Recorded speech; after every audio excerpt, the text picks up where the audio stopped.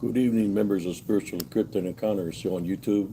Also follow Spiritual Encrypted Encounters on Facebook, and those who follow my TikToks under HCS Short Reels. How's everybody doing this evening? I hope everybody's doing great. As for me, uh, I've been resting pretty good. Doing my daily workouts that I normally do. You know, and I'm just here talking to whoever comes in any of the subscribers. Sometimes people don't understand uh, where you come from. Uh, when you've seen things that, or been through something that nobody's ever been through or experienced, they would understand where I come from. Especially when I talk spiritually, I've been fighting all my life spiritually. So if they haven't been in the path that I've been in, they wouldn't understand. Or even with combat, being in the front lines. When I was 19 years old, I had to go fight against Saddam Hussein and his Medina Republican Guard and the blue something, sir. South, I can't remember their name, but we fought the elite, the best of the best. So if nobody's ever been in that situation of, for example, fighting spiritually against people that practice witchcraft and necromancy, and there's high stakes. The high stakes are to the, how should I say, to what they wish upon you. If they wish death upon you, then it's a high stake. It's a high stake because that's what they're wishing upon you. In which, if you maintain your love foundation and you deflect the negativity, well, the high stake of death goes right back to them. In which people leave out of this world in that manner. Through the karma and the 7 times fold.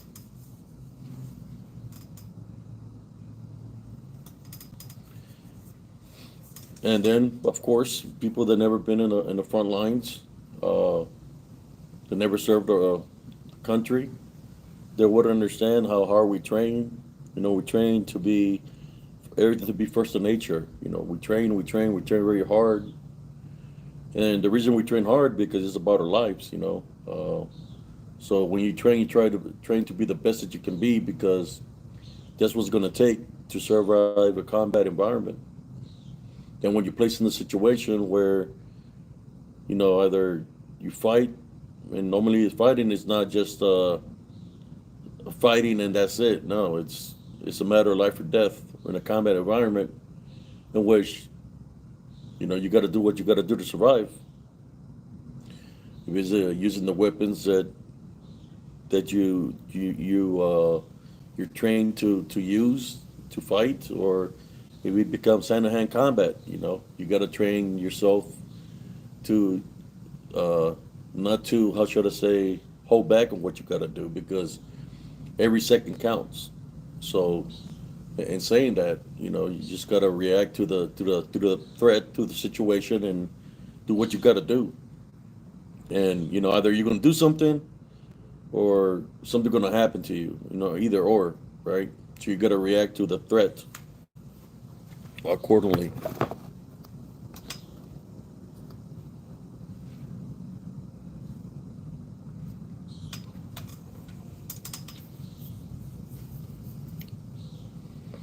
So in saying that, you could say I've been right there. Whether it's spiritual or physical, I've seen the enemy close to me. Um, the unseen enemy, or the enemy of the balance, they've been close to me. They're representing what they represent, and I'm representing what I represent. They start chanting whatever they chant, and I'll go into prayer and I fight spiritually against them.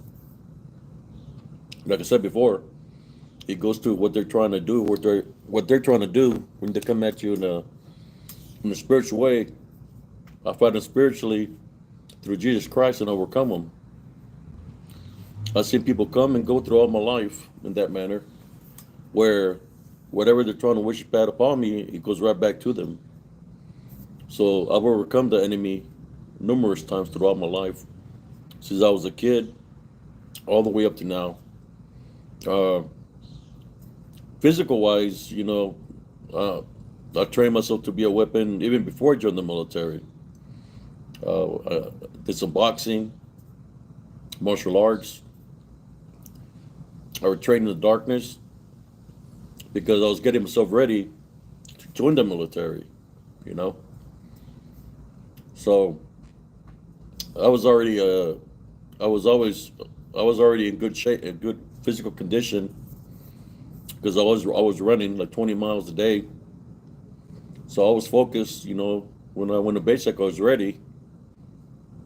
He just, I didn't know that it was going to be so lopsided where there's so many different backgrounds, people coming from different parts of the states, and there was a lot of prejudice, you know, people that had hatred towards Hispanics and blacks, or vice versa, right?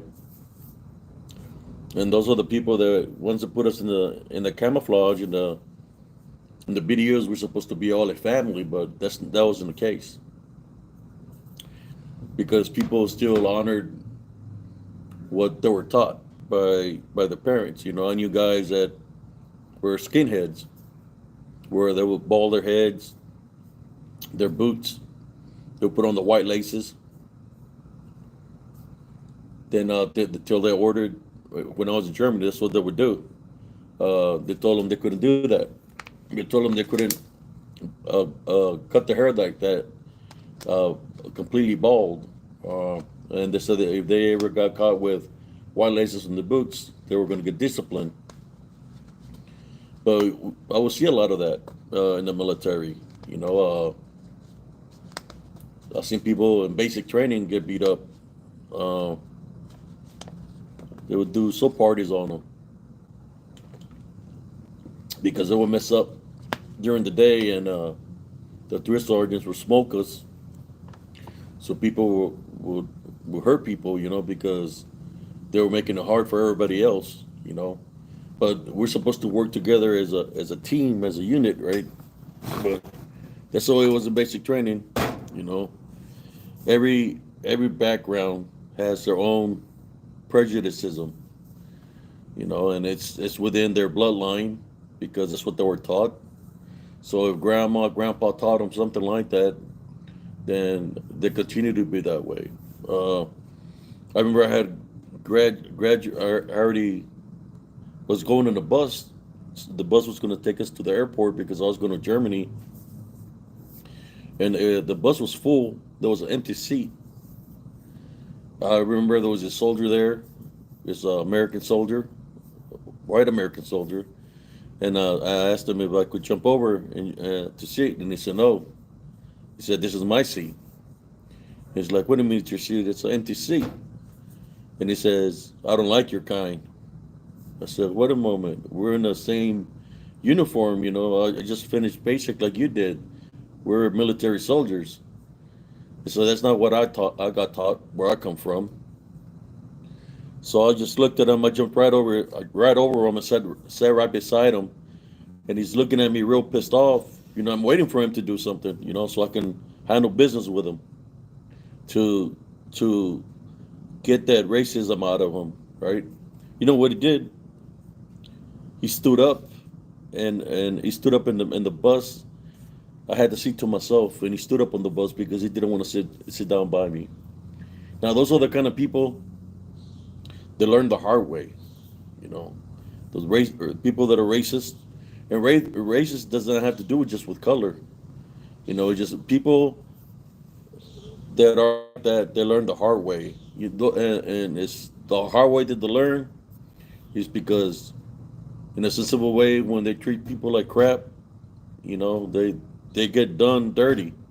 They get when somebody comes at them, it's because it done had enough of their crap, and just take care of them. Give them a hope in of a lifetime that they'll never forget.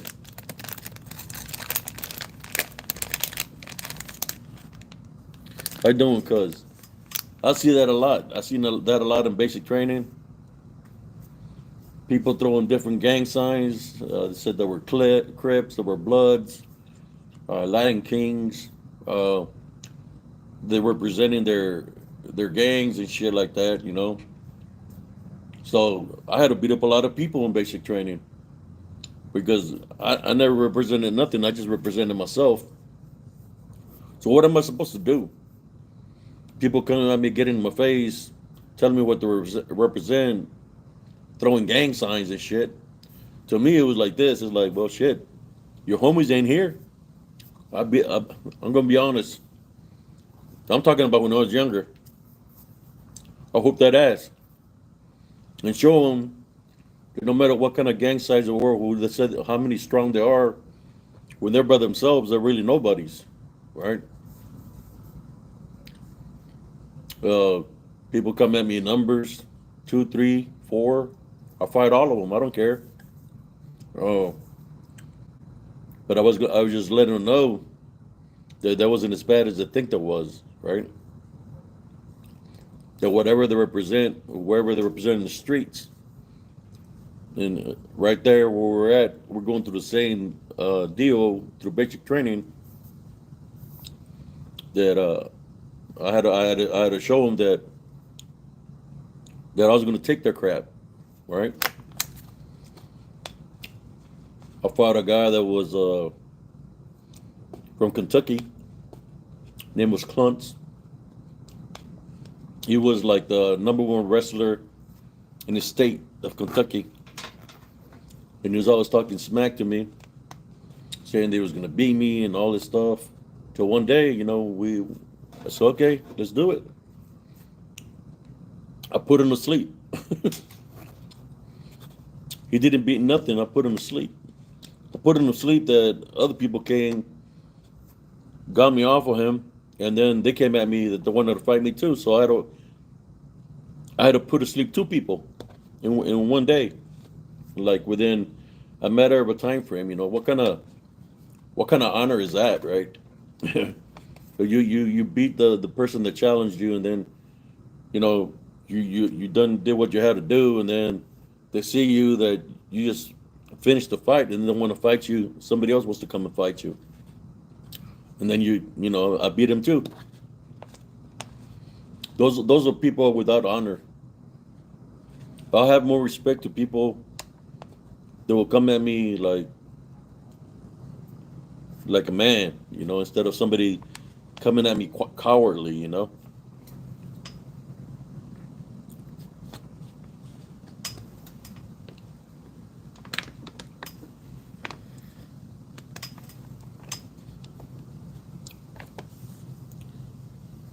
I'm not that big of a guy.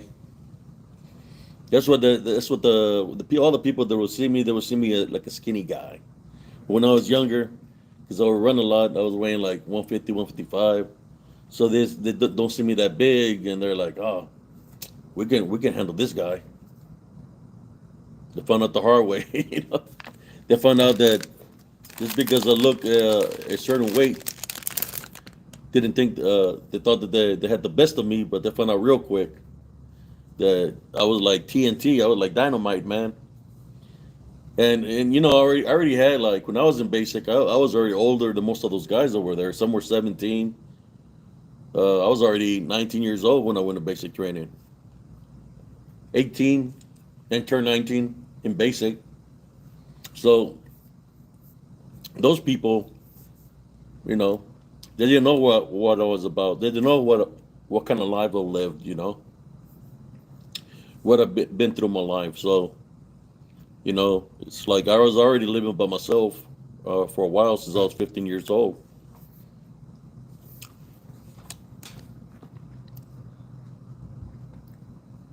How you doing, Alex? Right.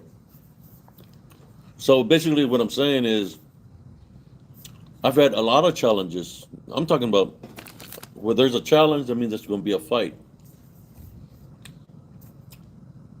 When I was in Germany, there's always guys challenging me that didn't like me. You know, we'll be out in the field, and a platoon sergeant will come and like, hey, to my platoon sergeant, like, hey, my old boy over here doesn't like you, doesn't like him. He wants to handle business with him, and he looks at me. It's like, hey, that guy over there doesn't like you. He wants to fight you, you know. And I look at the guy. It was a higher rank guy. He was a corporal. I was only like a private. So I'm looking at him, and he's like, "Yeah, I'm from." He said he was from the Bronx. He said, I don't like you. I want to fight you and all this stuff, you know." And I look at him, and I said, "Look, I'm gonna be honest with you. I don't know why you don't like me, but I'm gonna tell you like this. You know what I've been through in my life. I know you have children. I've seen your kids." And then I look at him, and it's like, "Have you signed the? Do you got a will signed over, to see what's gonna go to who?" And he's like, "What are you talking about? Because you challenging me. I don't even know you. That you hate me for some reason. So since you're coming at me thinking you're bad, I'm going to teach you a lesson today." Said, and the lesson I'm going to teach you, so I'm going to give you an ass whooping from hell, and you're going to remember me for the rest of your life. So I start taking out my video top, and all of a sudden the guy starts talking to the guy and stuff. They're like, "Oh, no, no, no, no, you don't want to fight you after all. You don't want to fight you after all." When I was already going to give him how should I say, teach him a lesson in life. He never looked at me ever again, and never said nothing bad towards me for the whole duration we was in Germany and in Operation Desert Storm. He left me alone.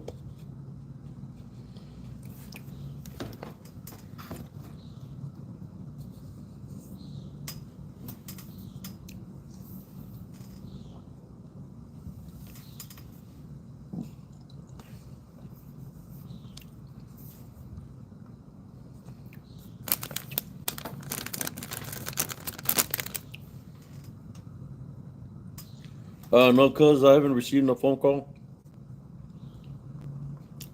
All I know is this, that I had to teach a lot of people a lot of lessons in life because I had no choice.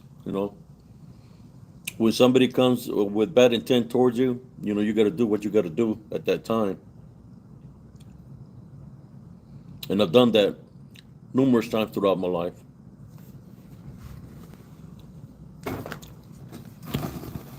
I might be a veteran, but I still train. I still stay active, just in case if somebody decides to get cocky with me and look at me and think, "Oh, I can handle this guy." Then I teach them a lesson in life. They'll find out that I still train. Then I'm still a how should I say? My senses will be very sharp and very keen to handle the situation accordingly. There's some people they're about disrespect, and they come at you with being disrespectful. You got to teach them a lesson in life. Beat some respect into them, right? I'm talking about me when I was younger. I had to do that. People come at you, insulting you, your brothers, your sisters, your family, because they're keeping the family the tradition of being prejudiced and stuff. KKK, skinheads, whatever you want to call them. Just teach them a lesson. I used to give them the ass whooping. Excuse my language. That the Ma and Pa wouldn't give them. I would set them straight. And the whooping would be to the measure of the disrespect.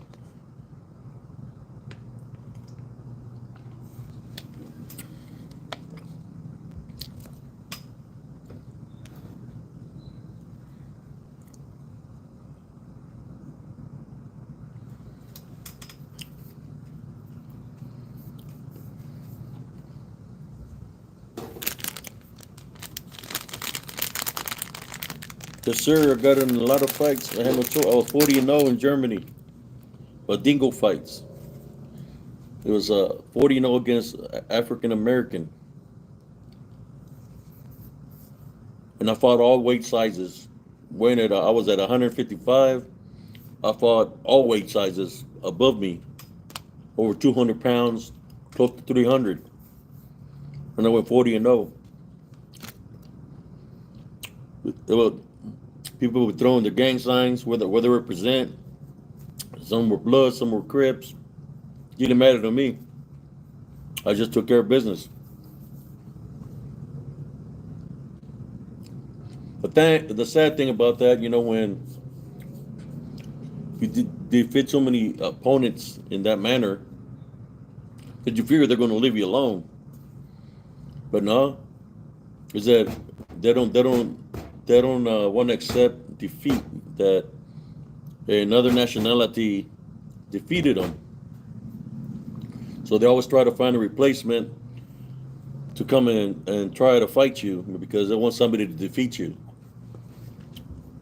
And not just that, it went from me fighting those kind of fights to them trying to come and actually take me out, because the idea of a Hispanic being 40-0 against African American was like very upsetting to them, because just like the white had white power, well, black had black power back in those days when I was in the army, in which the whites had the KKK and skinheads, and then the black had the Black Panthers, which represented the Black Panthers, the Brotherhood.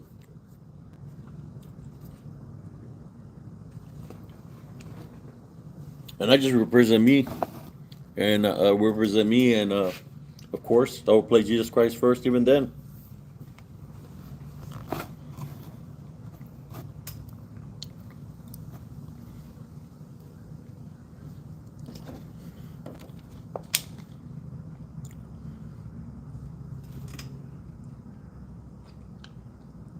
I'm just being straight up, man. I had people, they're like, "You're the guy that everybody's afraid of." I wouldn't say nothing to them.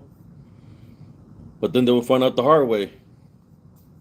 Then, like everybody was afraid, he became afraid. Because it was as fast as I whooped him, that they could have gotten seriously injured if I was a son of a bitch. If I didn't care about a person, humanity, that person wouldn't be here right now.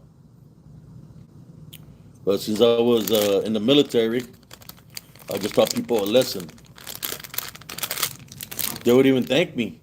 They're like, "Thank you for not hurting me more than you did." So I don't remember nothing. I was knocked out. Like, I don't remember. I was knocked out within the first few seconds. I was knocked out for about 5 minutes. Some for 10 minutes. They're like laid out. And by the time they wake up, they're like, like freaked out, because they were totally went to sleep.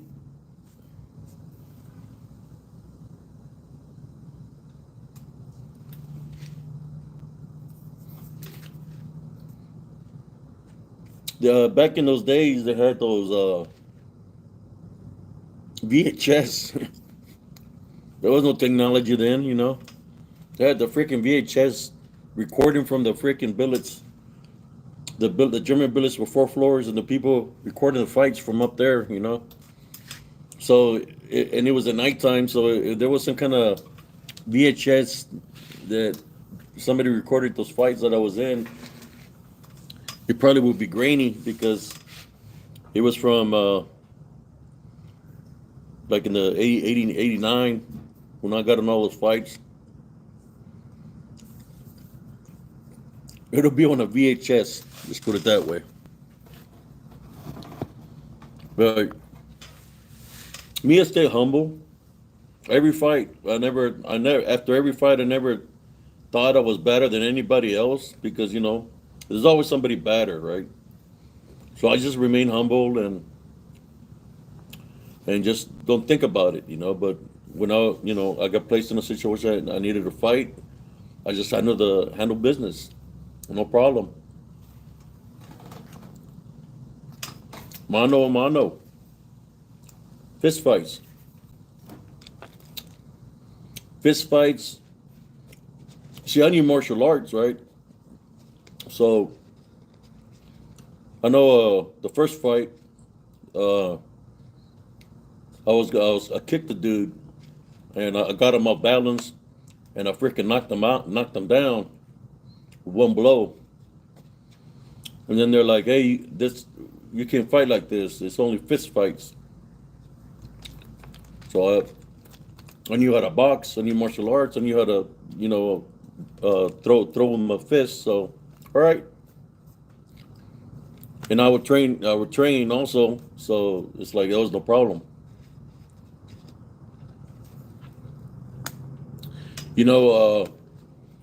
Normally when you're fighting and there's no referees, no rules, everything goes, and this is the way it should be. That all goes, everything goes. However, it's technique. Because there for a while they got tired of me beating them up, so people were coming at me with trying to do wrestling moves on me. Some were coming with martial arts, and it didn't matter to me. I was overcoming them, every single one of them. They came my way. And most of those guys, they were pretty big guys, all cut up, six packs, all muscular. I was skinny, but I was fast. I think I'm still pretty fast for my age. I know I'm older. I'm not like as young as I used to be, but I think I still got it in me. If I need to. It's still, how's that saying go? There's still a lot of gas in this tank. I can go. I don't even have to throw a punch at anybody. I just put them to sleep. It doesn't matter. I know all kinds of things.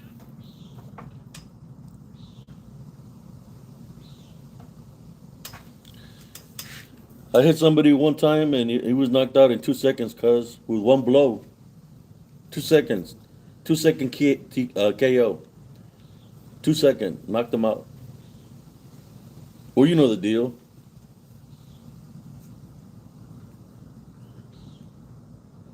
Oh, yeah. Then there's people on like 3 seconds, 4 seconds, 6 seconds. And if somebody was really aggravated me, like really got underneath my skin, and I wanted to teach them a lesson, I'll take my time with them, Just teach them a lesson. But, sometimes when you do that kind of stuff, and you always have a target on your back, There's always people gunning for you because they want to knock down the guy that is beating everybody else. Then somebody wants to capitalize on that individual, And it's not that I meant it to be that top dog, I just had no choice but to fight, I'm not gonna let somebody just beat the hell out of me for not defending myself. I'm gonna defend myself. I wasn't brought up that way.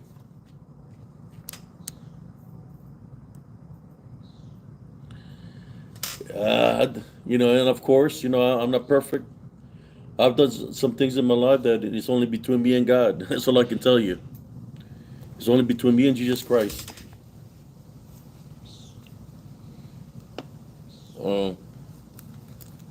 The reason I'm talking about this, brothers and sisters, for my brother in arms that served, cousin Jesse, he knows what I've been through in my life.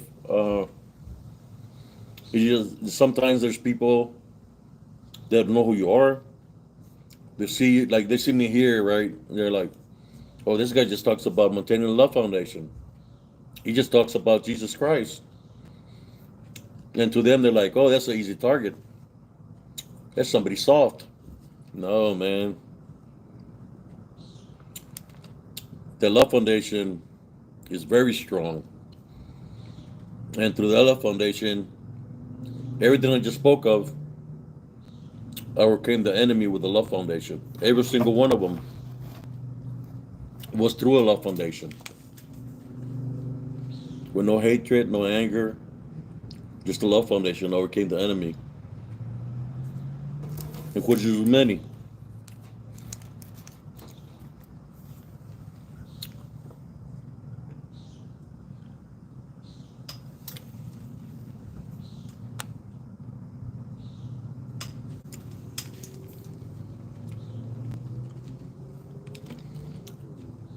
I don't need a weapon,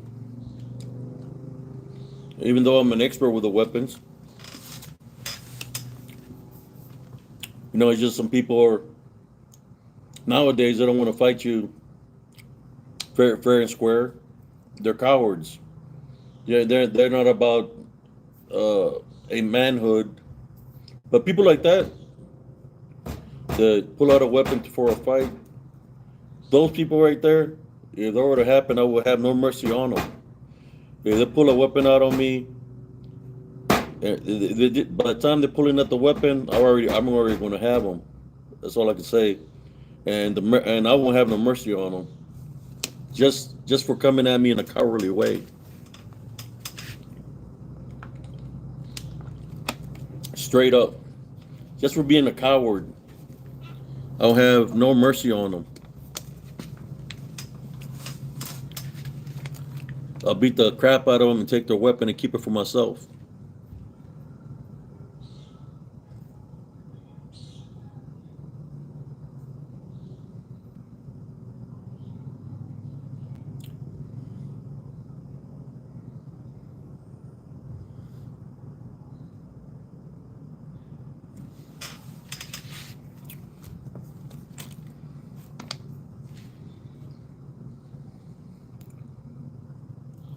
I'll tell you a story. You can look it up after I finish saying the story. When I came back from Germany after war, got stationed here in Fort Hood, Texas, because that's where I wanted to come to. I was the 21st replacement, and they hadn't sent us to our units yet. Uh, on this day, there was this guy with a truck. He said, "Hey, let's go get something to eat." I said, "All right." So we got in the vehicle, and he wanted to stop by at the Luby's. So as I'm gonna go into the Luby's, I was like, "Hey, man, can we go get something else to eat?" Luby's is like eating at the cafeteria, like eating at the mess hall, and they're debating. They're like, "Well, I want to eat here." Then, so you know what? You're right. We've been eating nothing but mess hall food. I said, "There's a down the street. It's like I think there's something down the street over here, like a churches and a Taco Bell." And they're like, "Okay." We got in the vehicle. We drove not even 2 minutes, 3 minutes. We were right there. We ordered our food, right? I was at Taco Bell. I had ordered my food, and I was waiting for my food. And on the screen on TV, he said that a mass shooter, somebody that went, how do you call it, an ex-veteran, went up and shut up the Luby's. It popped on the TV, incoming news, and all the guys that I convinced to leave that place, that were looking at me like, "What the fuck?" They were looking at me like, "What the hell?" So if we wouldn't have left, we would have been caught up in what happened to Luby's, which it was a guy that went postal in there, I think he was an ex-Marine.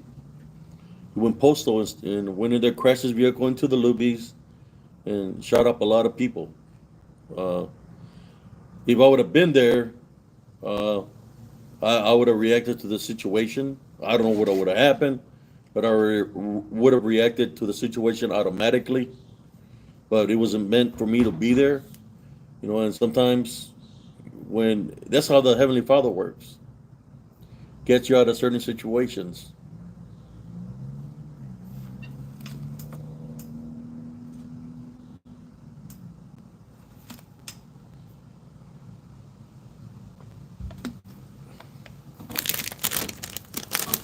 I've been stopping things that are worse than mass shooters spiritually. That's why I supported the Montana Love Foundation. Um, but yeah, I was there, man. I think there was several people that passed away that day. Look it up. Luby's. It had to happen. It was the Luby's in 2001. 2001. Let me see. I can't remember the month that I came. There was there on Fort Hood. But look it up. Luby's 2001. It'll pop up on Google it. It'll pop up as Killeen, Texas. It'll say how many people died there. It's kind of like they closed the Luby's down. Somebody else bought the building, and they made the building into like a Oriental restaurant. I went in there with my son to eat. And I was sitting down on the table. My drink that was in front of me just moved by itself. Like somebody grabbed my drink and slid it over. Kind of like the spirits of the deceased that died there. They knew that I was outside the Luby's that day. So that was the last time I ever went into the Luby's. Because it was the ghost of the people that got murdered in there.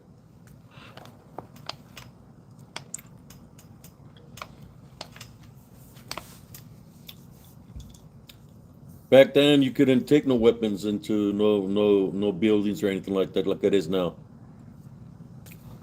I'm talking about back in 1990. It's different. Look it up in 1990, Killeen, Texas. 1991 in Killeen, Texas, the Luby's. What happened there? Back then, it's not like it is not right now. Back then, you couldn't carry weapons with you or nothing. If you carry something, it's not like it is now that people can go get their license to carry their weapons with them. It was way different.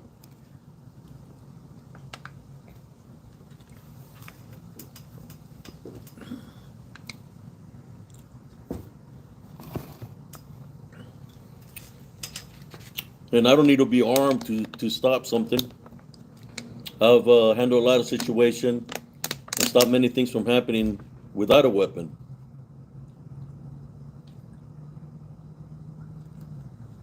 I saved people's lives, people from drowning. You don't need a weapon to save somebody from drowning, right? What is a weapon going to do when somebody's drowning? How are you going to save somebody with a weapon if they're drowning? I'm going to share a story with you right there in Elms Grove. The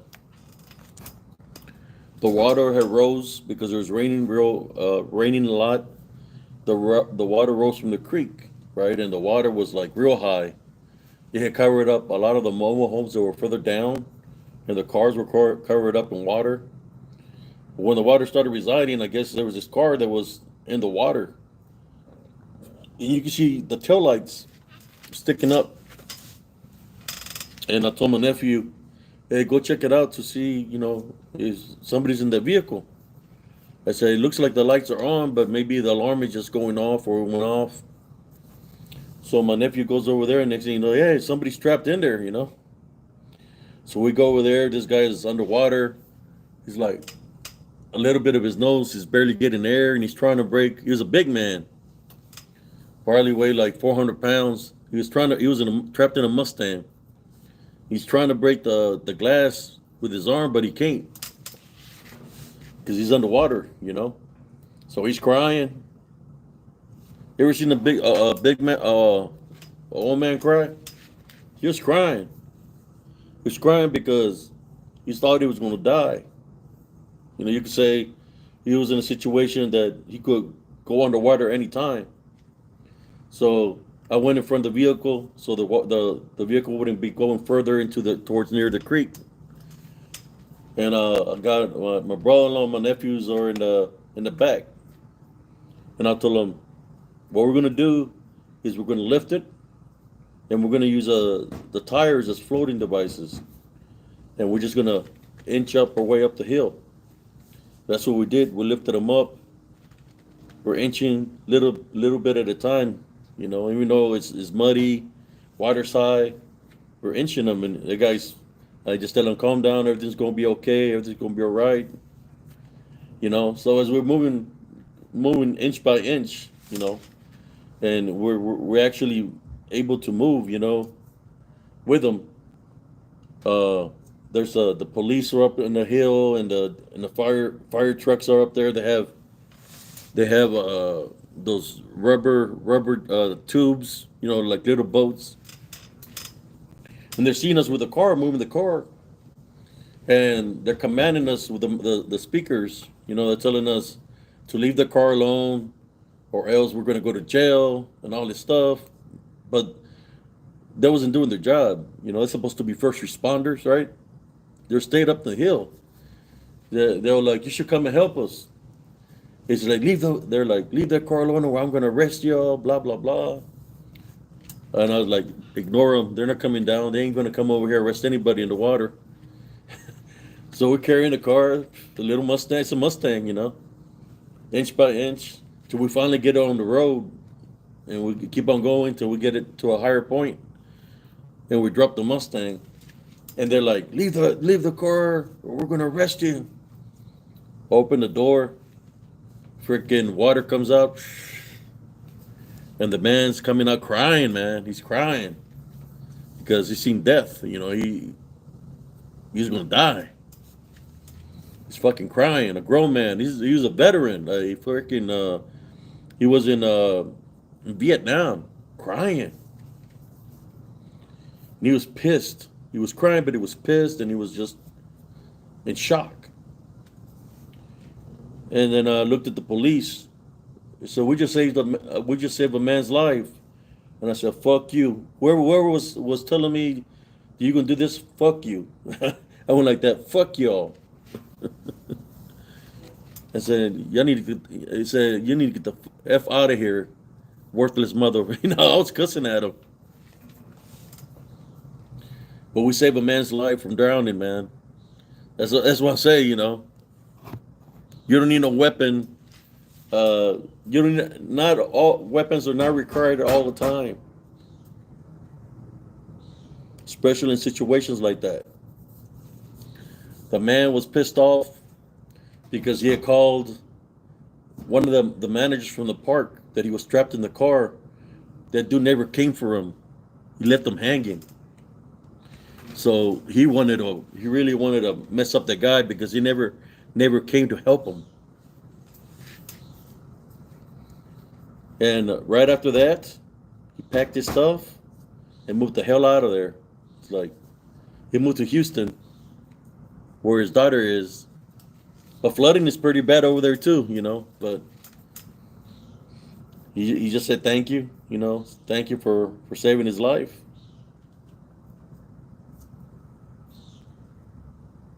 And that never made the newspaper, guys.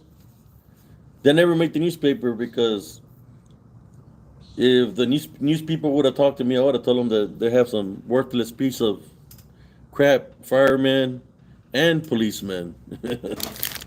They didn't want to get their uniforms dirty with water.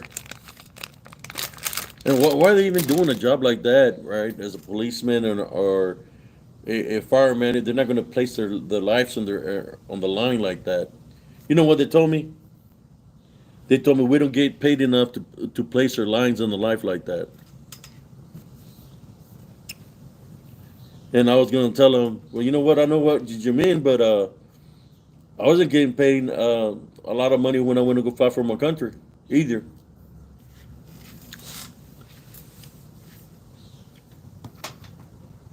So basically, they were just there for an easy paycheck. They did the course for to become a policeman or a fireman. But besides that, when it came down to something dangerous, you probably will let things happen because they don't want to get hurt. Maybe they didn't know how to swim. They're afraid of the water.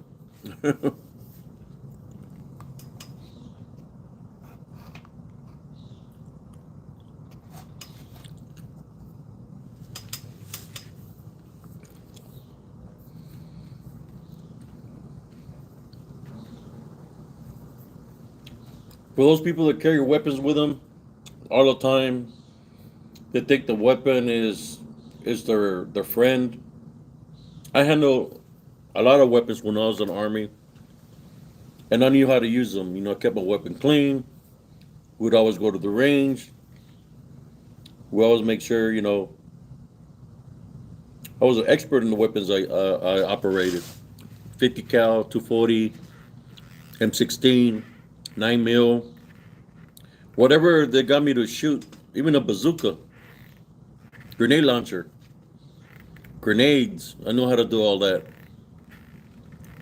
The only thing I'm saying to y'all, you know, is nowadays everybody carries a weapon, and they had that itchy finger, you know. They itch your finger because they got their license, and they think that if somebody's looking at them a certain way, or they feel that they're feeling they're going to pull out the weapon and point at somebody, you know. I always seen that kind of stuff before there was even no licenses, where people were pulling out weapons that were illegal when I was growing up. You know, weapons that are not registered. People pulling out weapons and stuff like that because they don't want to fight you like a man.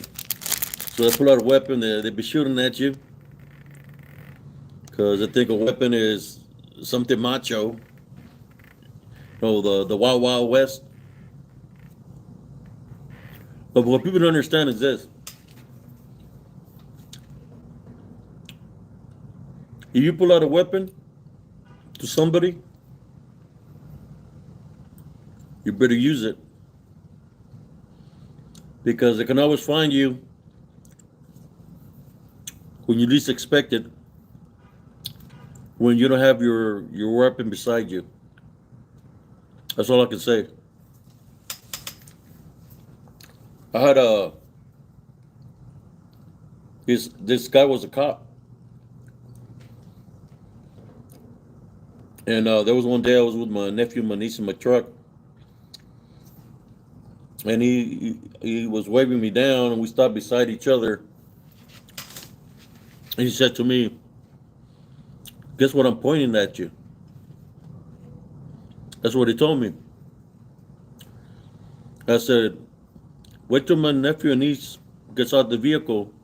Then if you gotta use it, use it. I told him, but you better use it very good." So he took off. Then he called me because he had my number. He's like, "Guess who I got in the vehicle with me?" So I got your nephew in my vehicle with me. I'm giving him a ride. So to me, I seen it that he was threatening. He was trying to threaten me, saying that he had my nephew in the vehicle, that he was like basically he was going to do something to him. So I left it at that. You know, he was a policeman, trying to be above the law. Then one day I seen him. I said, "Hey, man."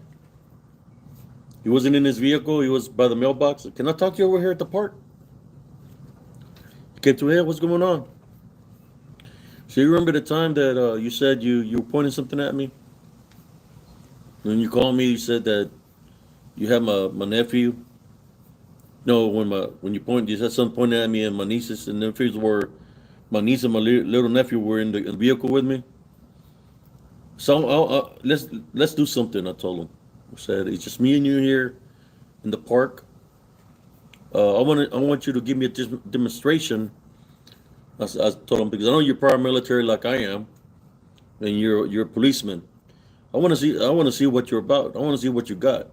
You know, I want to see you come at me, however you want to come at me, as a man, and I'm going to show you what I'm about.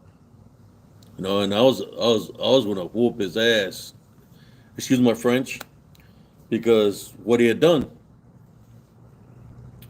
This guy, he said, "Hey, I'm sorry. You know, I'm sorry what happened that day, and I'm sorry what I did. You know, it's just I was going through some things, blah blah blah, and all this stuff.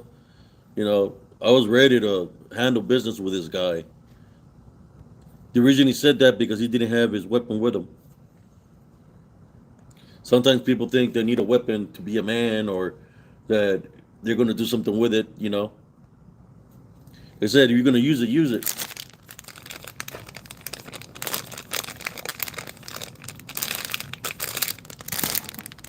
It's like in combat. You know, we got the weapons there for protection. You know, so if somebody shoots at us, we're going to shoot back. And well, how we train with the weapons, we train at a we were experts with the weapons and to be able to shoot the weapon. So if we're gonna shoot, we're gonna hit a target. You know.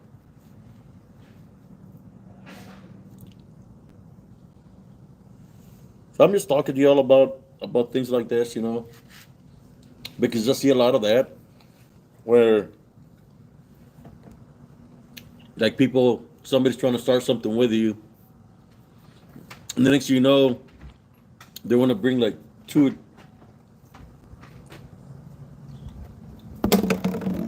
What is it at? It's moving fast as hell. Okay. Let me know when it gets to 50 or 60. I'm just making a quick video today. But yeah, man, you know that's the way it is. There's always somebody's trying to test your manhood to see what you're about. But I'd rather be spiritual Abe. I'd rather be spiritual Abe and talk to you about a love foundation. Talk to you about not to anger, not to have hatred, because all those spiritual openings, that's how the enemy attacks within you, bonds you. It could be a person that doesn't even want to fight anybody. You know, when the unseen enemy attacks spiritually, next thing you know, they're freaking. That's madre that happens. I'm talking about something bad happens and they don't even know what happened. That's how the unseen enemy works. It uses people that way. It bonds them, possesses them temporarily, and disaster happens. People die.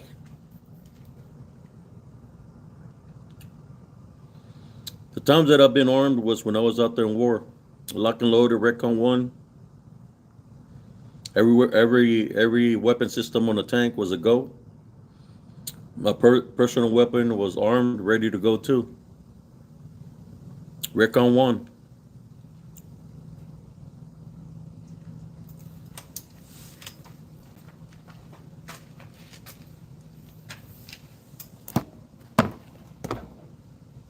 Oh shoot, it's moving fast.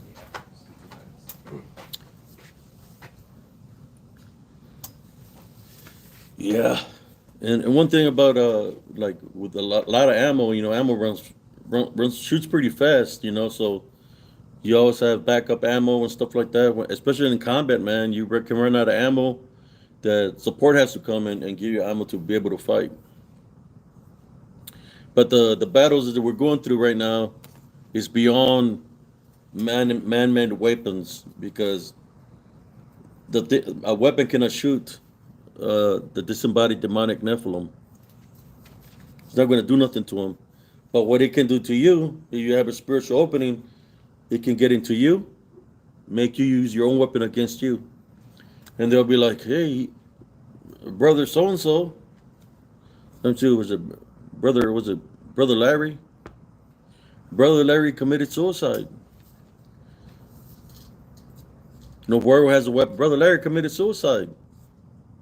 How could it be? He was a church-going person. That's how the unclean spirits work. If they see a spiritual opening, they'll use their own weapons against you. That's why you hear about a lot of suicides, where people take their own lives, you know. They don't even know, most likely they don't even know what happened, because the body got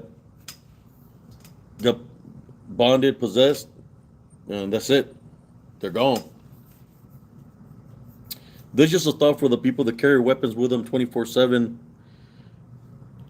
and if they have a spiritual opening, to be careful, because the DDN might eliminate you by using your own weapon against you. That's all I can tell you.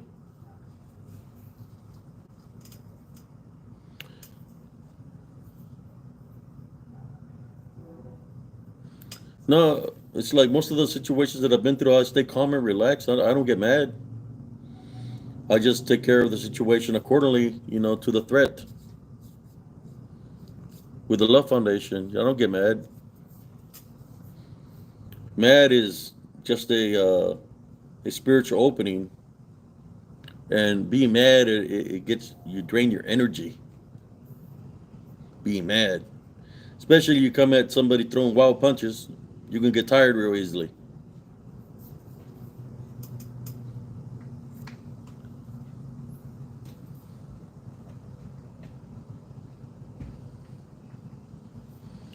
I just was making this video. I didn't want to stay too long. Now I'm thinking about, I don't know, maybe do another video with Cousin Jesse one day, or no, today I wanted to go and do a video out there, but spiritually, I don't feel right now to be able to go out do a video. It's not, the Heavenly Father's not guiding me to do that right now. So I'm just, you know, taking time to myself, working out and making these videos like I do here.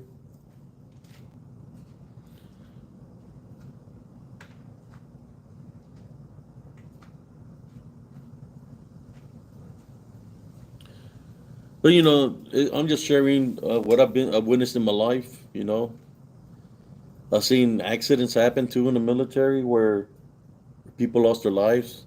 You know, through accidents in the military. So I've witnessed a lot of things. You know, not just in the military, in the civilian world too.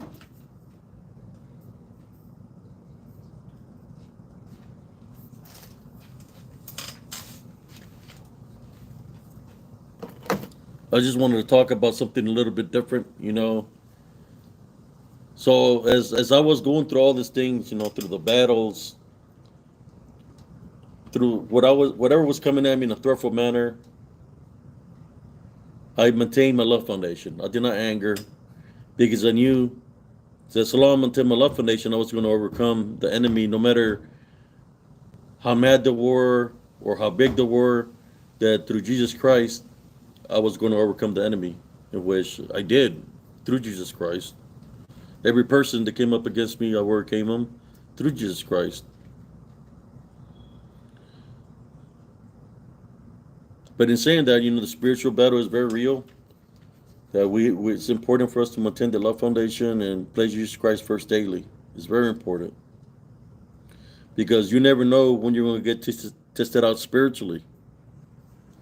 And when you get tested out spiritually, a weapon is not going to save you.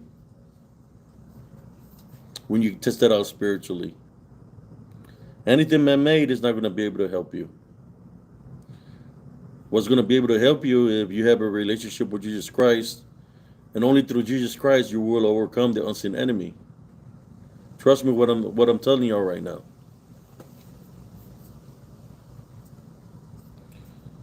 If you shoot at the unseen enemy, let all your rounds go off on it, trying to hit it, and it misses every single time, because it's in this body form. and you're doing it because you want to kill it, and killing is a part of anger, right? That's a spiritual opening. So the enemy wants you to come at it in that manner. So when you come at it in that manner, then it's going to attack you, and it's going to attack you spiritually. That you don't even know what's going to happen.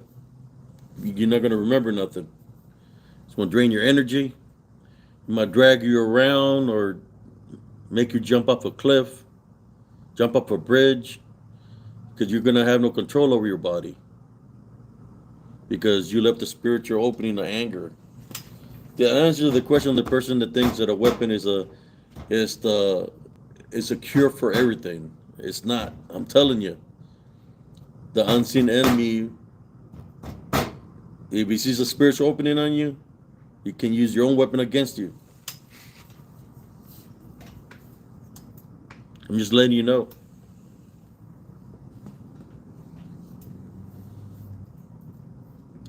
But I don't want to talk too much to y'all about this. I'm just letting you know that it's very important to stay humble as an individual. Maintain your love foundation and have a Jesus Christ, believe in Jesus Christ daily.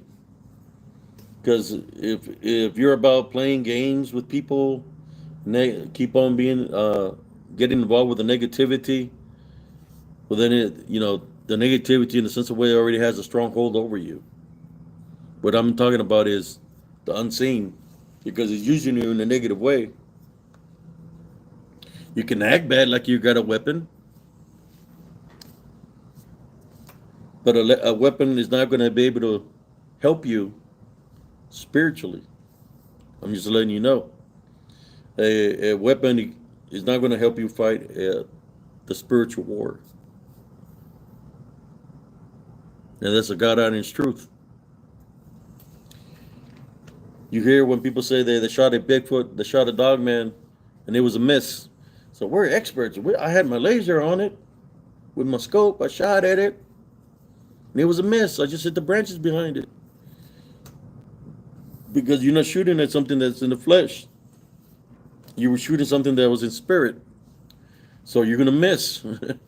Your weapon is going to be no good of use. And they can attack you spiritually. That's why it's important to maintain your love foundation, place Jesus Christ first, and have no spiritual openings.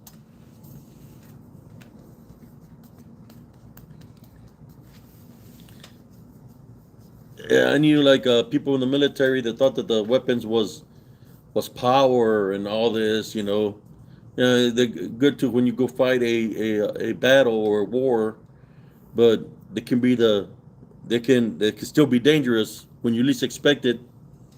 If you don't clear your weapon right, and it has a round, you're playing around or something, you pull the trigger, that's it, you're gone. You're always supposed to clear your weapons. But like I said, the unseen forces, they can use that weapon as they enter you, to possess you, to use it. They use it on you to eliminate the vessel. That's what they do. That's what they do.